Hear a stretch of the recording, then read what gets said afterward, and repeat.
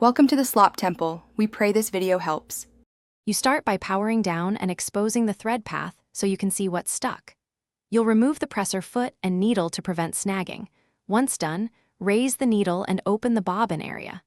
Make sure to take off the spool and sweep away lint from tension discs and feed dogs. Now gently pull any visible tangled top thread toward the back. If it resists, stop and recheck the bobbin area for hidden snags before proceeding.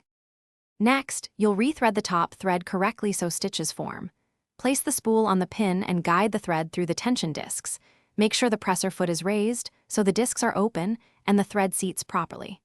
Bring thread through the T-cup lever and down to the needle, keeping slight tension with your finger. Use a needle threader for speed or tweezers for control. Pull several inches of thread through the needle to prevent slipping when you begin sewing. Finish by confirming the bobbin is wound evenly and sits correctly in its case. Thread direction matters, so load it the same way as before.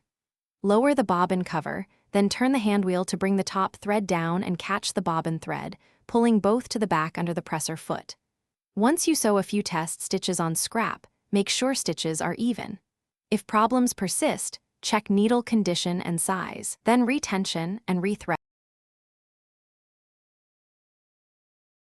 Thanks for watching. Consider subscribing if we helped you.